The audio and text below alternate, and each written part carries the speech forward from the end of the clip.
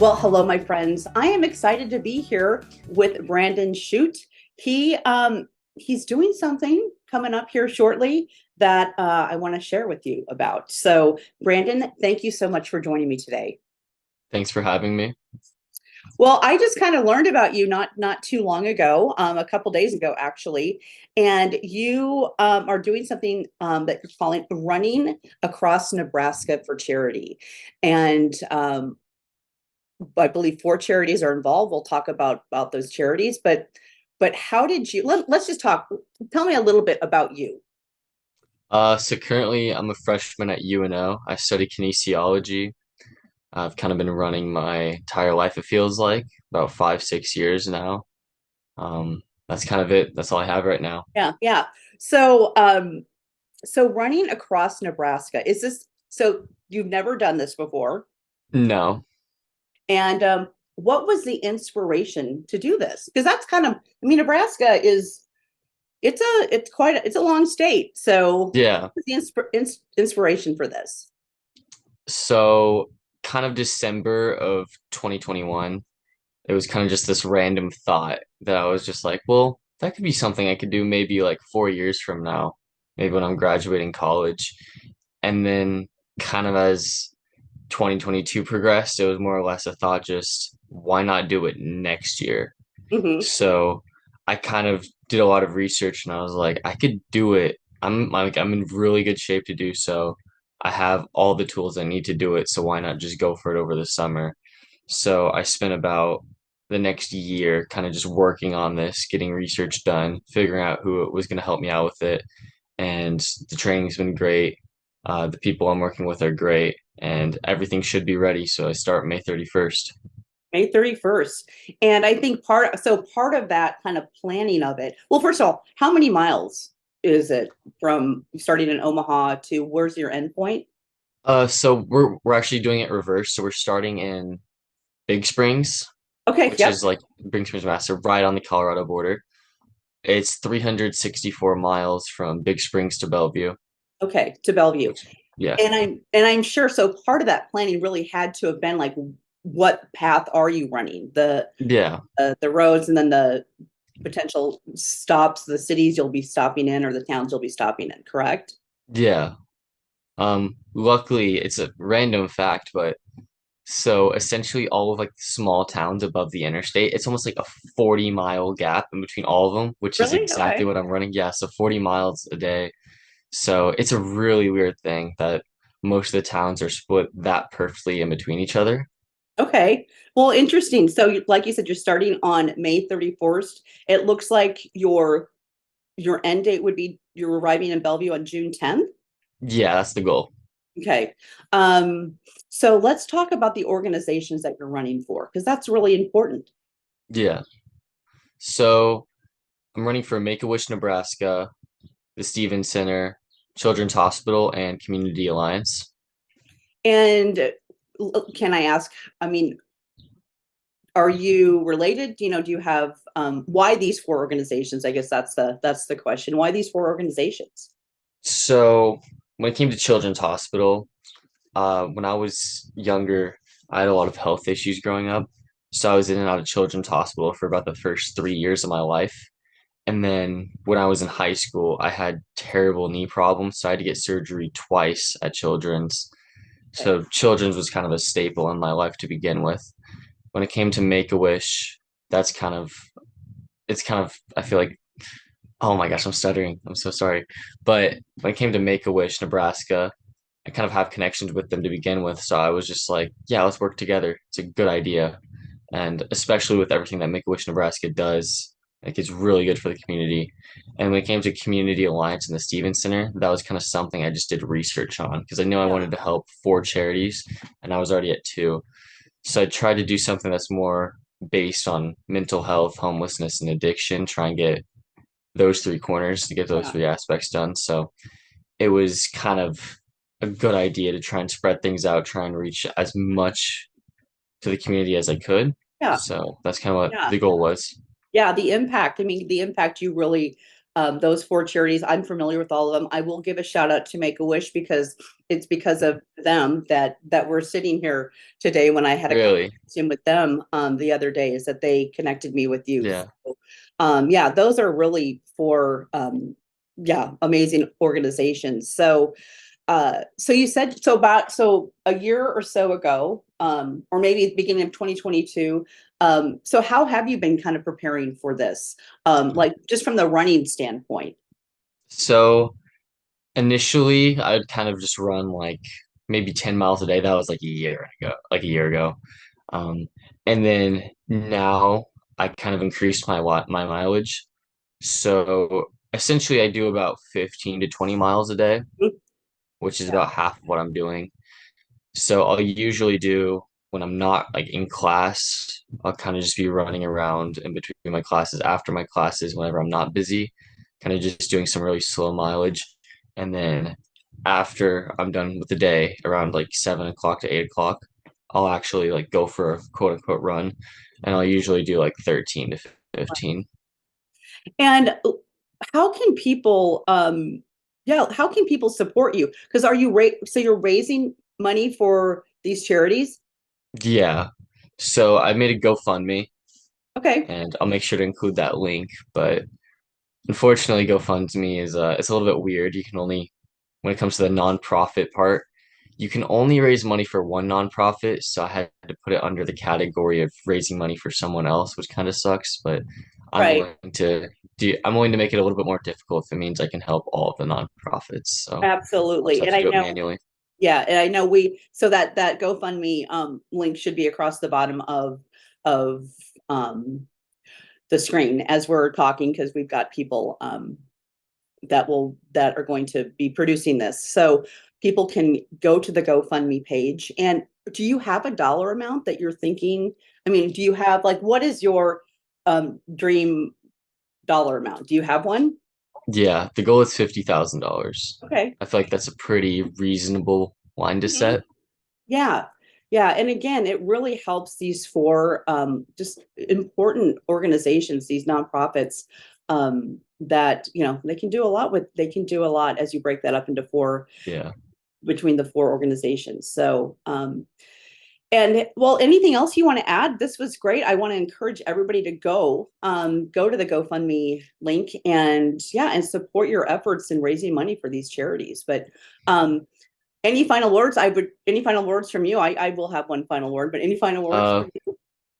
keep up with my social medias. Once it gets Okay. closer, we'll actually be posting updates on the road, so should be pretty good. So if that's something you're interested in keeping up with, just check it out. Okay.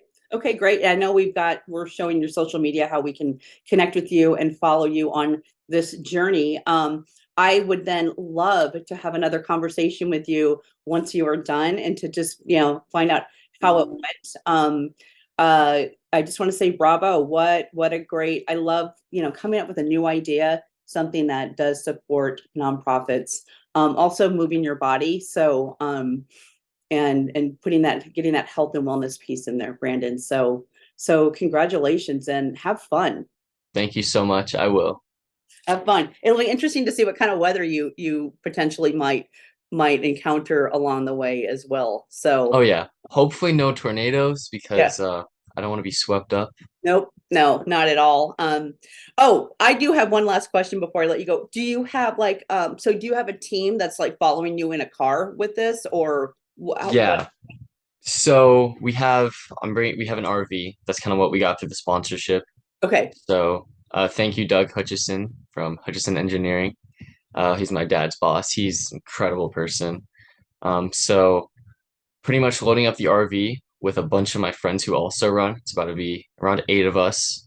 okay, And essentially what they do is there's going to be two of them every 10 miles that run with me. So they kind of swap okay, out pacing okay, and yep, it should be pretty fun.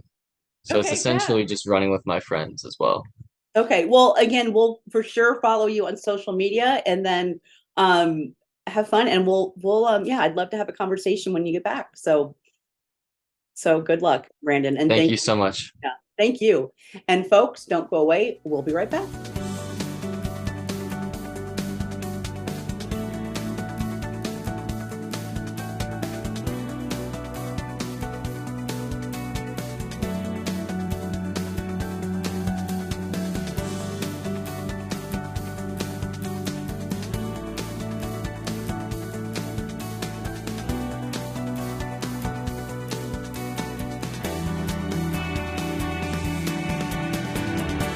Well, hello, my friends. I'm excited to be here with Dr. Baron Breland. He is the artistic director for the River City Mixed Chorus. Baron, thank you so much for joining me today. Thanks for having me, and great to be here. I have to tell you, I'm excited about learning more about what this organization is, what River City Mixed Chorus is. I mean, I feel like I've known you for years. I've known this organization for years, and there is celebrating 40 years. There's a big concert coming up in June. Yep. But the first question, let's just tell us more about the organization and the work that you do. Sure. So the River City Mixed Chorus is a community choir based here in Omaha, but serving all of the metro area. Has a mission about building community, about enriching lives. It is primarily centered on queer people and queer people allies. So it is a safe place for people to come together and sing. Not only do they create incredible music, but it's music that matters. A lot of our concerts have messages of hope, of perseverance, of love, of bringing people together and building community. It's a beautiful, safe space, not only for the members, but for their audiences. Yeah. And you have been the artistic director, we were talking about 12 years. About 12 years, yeah. Okay. And kind of how did that happen? I mean, what brought you to this position? Sure. So I moved to Omaha to teach music at Creighton University, where I still am at Creighton, just not teaching music. But I got an email from someone who's been in the organization almost since the beginning, that they were doing an artistic director search and they were looking for a conductor. And I went tentatively to an audition, a young, I don't know how old I was. We don't say that on camera, right? How old we are. And irrelevant, but go. Yeah. But I fell in love with this organization from the opening audition. The openness that people had to singing, to sharing their stories, to being in a space together and creating beautiful music. At the time when I started 12 years ago, it was a little under 40 people. We're now at a size of about 140 people. Wow. It had a 5-figure budget, and that has grown to well over 6-figure budget. It's been an incredible decade of growth for this organization, as just the community has embraced this type of choir that just sings about love and hope. Yeah. And I actually know several people that are in the choir. I will say I've yet to go to a concert. We're going to talk about the concert We'll get you there. I'll send you some tickets. Yeah, absolutely, on June 10th. But I'm going to backtrack for just a second. Something just popped in that was kind of off, that was not on our talking points. But looking at the 40 years when this started, and actually the question I was going to ask, like over the pandemic, how did that change things a little bit or not? Absolutely. Especially for an organization that thrives on being together, on finding community in the same shared space. We had to work really hard to create those spaces over Zoom. We put out a couple of virtual choirs, but virtual choirs, virtual means almost. And an almost choir is not the same as a choir. There's something magical that happens when bodies are in a room together. They start breathing together, heartbeats start to line up.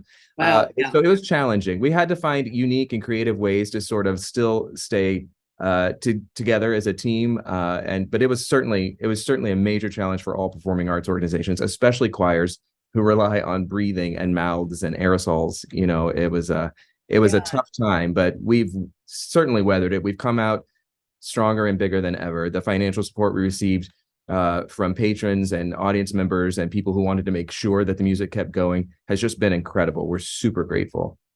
And there's just that whole energetic thing. First of all, when you're using your voice and when you're singing, and the energy, and again, being in a room, it's explosive.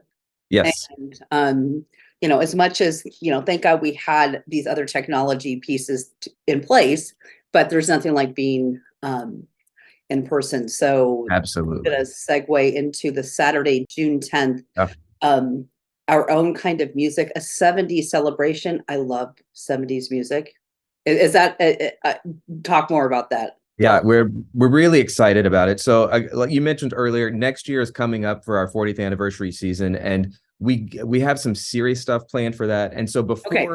before we got wanted to dive into some serious historical work, we wanted to just have fun. And Sure. people love 70s music. Everybody loves 70s music. Like I mentioned, our choir's gotten to the point where we don't fit in a lot of performing spaces in Omaha. Now, some of the churches and university settings that supported us for our initial 35 years just simply aren't big enough. So it'll be at the Holland Performing Arts Center. We only perform now at the Holland and the Orpheum. We have a full 10 or 12 piece band that's playing with us. So if you like cover bands at weddings, if you like live 70s music, it's going to be incredible. There's a dance party in the lobby that's Studio 54 themed after the concert. So you can hear all of your favorite tunes. You can stay and have a drink, dance, not the whole night away. OPA will, shut us down after a while, but you can dance part of the night away in the Holland lobby.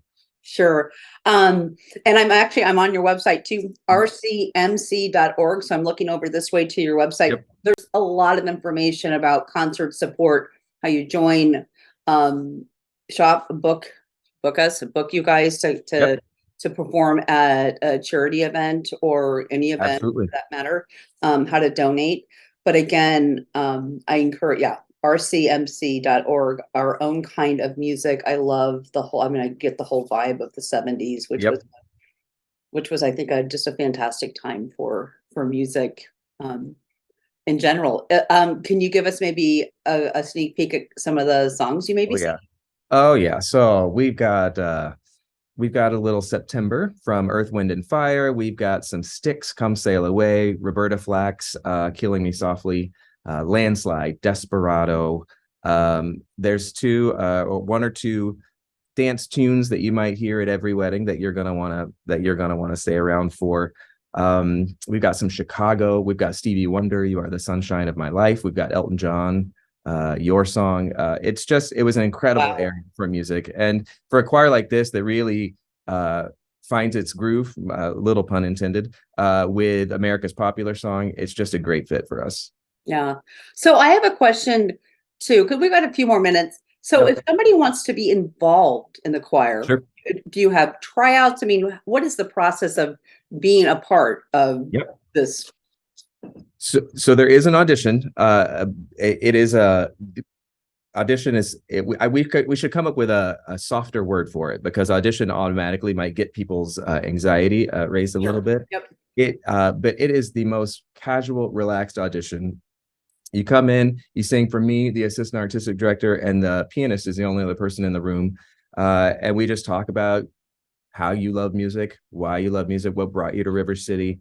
And we figure out what your best voice part placement is. And that's what it is. If you want to be involved with the organization but don't want to sing, there's also a spot for you. We need volunteers constantly at the various events we do. You talked about being able to book us through our website. So there's all these avenues where we need volunteers. We always need patrons, but mostly we just want people in the audience, because the music is not just for us making it, although there is incredible value in just being together and making music, but sharing the stories with huge audiences. That's really what it's all about. And how many concerts do you typically? I mean, I typically, that's not even a word anymore that I. Right. Yeah. Sorry, I take that back. So moving forward, I mean, how many concerts a year do you perform? Yeah, so we've been doing 2 for a very long time. Starting with our 40th anniversary next year, we'll move to a 3-concert season. Okay. We'll have our traditional holiday concert. It's become a must-see on the Omaha Arts holiday calendar every year, right up there with all the best stuff you'll see in town. And then we'll add a March or April show in spring. That one next year is going to be at the Orpheum. It's going to be the SATB premiere of a musical about queer history by Andrew Lippa. It's called Unbreakable. He's the composer of Wild Party, Addams Family. You've seen his Broadway works before. And then our final concert will always be in June. It corresponds with National Pride Month. Right. It's always the most celebratory. Sometimes it also can coincides with CWS, so you can watch a baseball game. You can hang out in a tent somewhere and then watch a concert and go about your day. Yeah. And yeah, I do want to Yeah, what I said was I mentioned 40 years this year, but 40 years actually is in 2024. Yep. Is when you celebrate that. And I have to forgive, I've got a blind kitty here Oh, that's wanting to join the conversation. So she may pop back over because she's like, oh, I like this. we are an inclusive organization, so bring your kitties. Yeah. Okay, so again, we talked about the June 10th. People can buy tickets. Come on, Sunny Bunny. A lot of people know Sunny because she's kind of a public figure too. They can buy tickets online. Yep. And this event is at the Orpheum. This one is at the Holland. Yeah. Oh, the Holland. Sorry. Okay. And I'm going to put her on the ground. Sorry. Let's Zoom is very Zoom is Zoom. So it's at the Holland. So anything else you want to talk about regarding the concert and what people should know? There's probably a capacity to how many people can attend, space in the Holland, but can people buy tickets up to the day? Absolutely. There are tickets available at the door. Of course, the best seats are always gone soon. So I highly recommend people getting to Ticket Omaha, where you can get tickets right now. We also have special seats reserved for donors of a certain level. So if you also want to be interested in really good seats that way, that's something we can work out. All of that's on the website. But at the Holland, of course, right now with the beautiful weather and the Jean Leahy Mall being such a incredible new spot downtown, you could make an evening out of it really easily, especially with the after party cash bar, raffle prizes, costume. Come in costume. Bring your kids. It's family friendly. So it'll be a great evening. So when you say come in costume, it's like come in costume of your favorite 70s person. Absolutely. Okay. Yeah. Whatever you would wear to Studio 54. Assuming it's family friendly, wear that and come to the party. That's awesome. Baron, thank you so much for joining me today. I look forward to actually having another conversation with you as we get closer to the 40th celebration, the 40th anniversary, but excited for this concert. And again, it's rcmc.org. So much information on the website. And we look forward to seeing everybody on Saturday, June 10th at the Holland Center. Perfect. Thank you so much. All right. Thank you.